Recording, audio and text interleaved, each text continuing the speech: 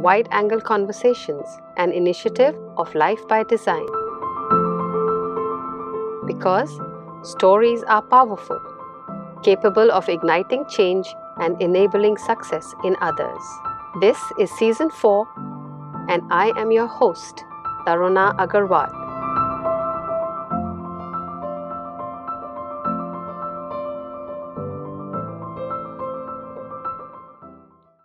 My guest today is Shaun Tan. Shaun is the co-founder of Inclus, a social enterprise that is working towards helping people with disabilities gain employment and equal opportunity.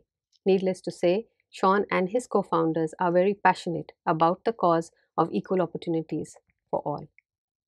Hi Shaun, welcome to Wide Angle Conversations. Thanks for having me here, Taruna. Shaun, you're in the social enterprise space. I'd like you to tell us a little bit about your journey so far and your passion for inclusion. So one of my co-founders, Anders, and myself, we believe very strongly in creating equal access to opportunities. So this started in our penultimate year in university, where we created our first education mobile platform to help students who needed help with their homework get access to the help.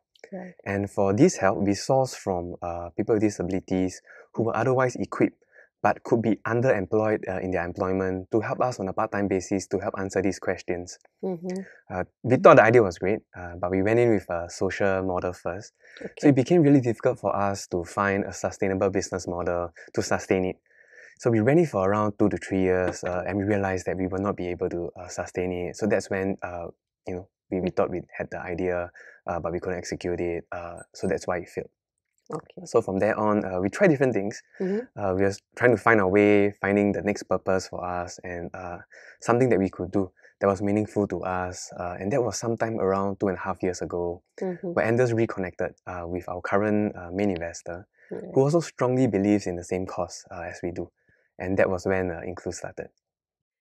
So Shaun, what is the gap that you're trying to address through Inclus? So fundamentally, the gap that we're trying to address is the transition into employment, either from after somebody graduates from the education system or after a longer period of unemployment or underemployment. Okay. So when a student with special educational needs is in the education system, the level of customized support that they get reduces across their years, especially when they're in the tertiary institution. Okay. So this is because they are not able to afford this kind of customized support like what special education schools are able to provide. Yeah. So on the first level, we are working with the Institutes of Higher Learning to help their students with special educational needs have a more productive time in school. And to that extent, also to help them secure a more meaningful internship so that that can translate to more effective employment after they graduate. Okay. And on the second level, we are working with employers. Because integration of people with disabilities in the workforce has to work both ways. That's So true. while we're working with employees to get them work ready and to let them know that okay, these are the areas that we need to work on, we're also working with employers who otherwise might not be well equipped to support an employee with disability, and we cannot expect them to because this is not their core piece of work. That's So true. we work with them to try to create a better process for integration and inclusion. And when both sides are moving the needle, we find that it's much closer to close the gap. That's right. So what makes the cause, so important for you? So for Anders, he took the long route in the education system. He went to ITE, Polytechnic, then university. And for myself, I was a very late bloomer. And education was not easy for me. I struggled at all the major junctions of education. One thing that was common between us was that we had a very nurturing environment growing up.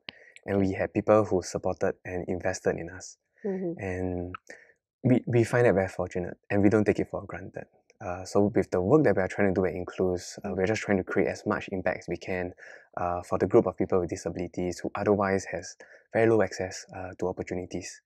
Right. Our third co-founder is an adult with autism, and Anders' brother-in-law is also someone with autism. And we have witnessed firsthand over the years how difficult it is for them to transition to adult independence and also to achieve gainful employment. That's right. For myself, personal growth and learning is very important. I find that it keeps me relevant and adaptable. Right. And diversity really brings that into the picture. Because with diversity, you get exposed to people with different experiences. And that keeps you thinking on a much deeper level, which in returns keeps you mindful about being open to different perspectives, and That's right. we acknowledge that there's value in biodiversity for any ecosystem. That's right. And I really believe the same for neurodiversity also. That's true. That's true. And what should happen after that, and what we're looking after that, is really Mhm. inclusion, which is that with diversity, Yeah. when somebody within an environment can feel safe and can feel that they belong, can contribute effectively without any barriers, I think that's inclusion. What were the biggest challenges that you face? As you said, it's about inclusion and it's about people really being able to accept others in it.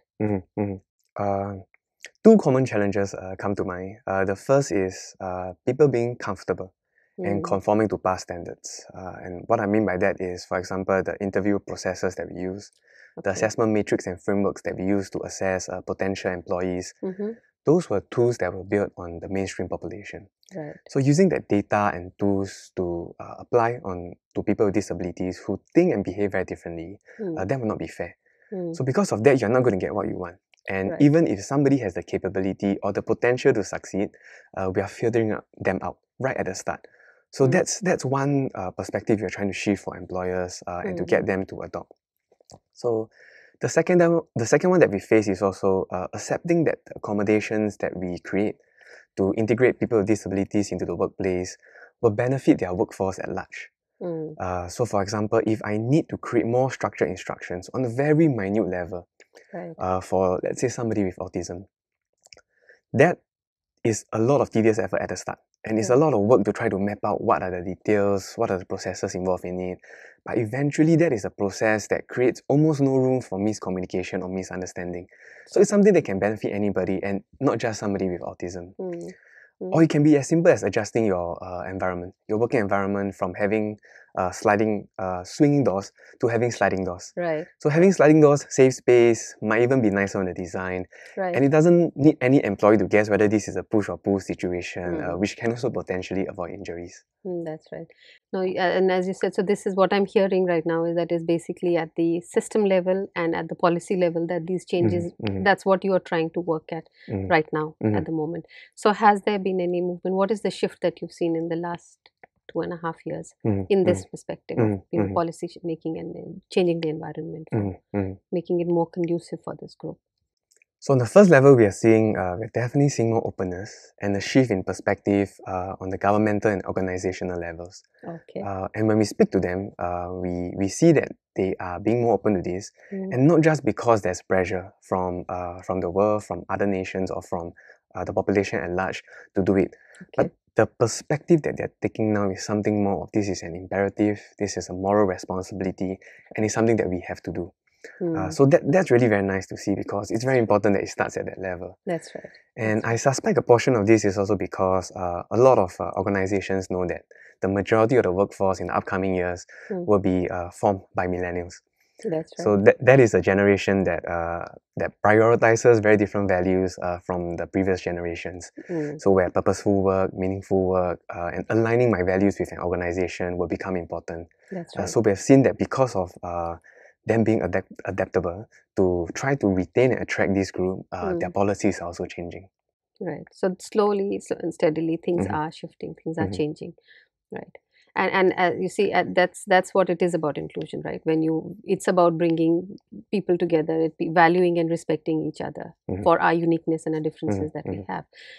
But it becomes difficult as such, so to speak, about measuring it, right? And it's about the acceptance which you spoke about, and you see that it is increasing.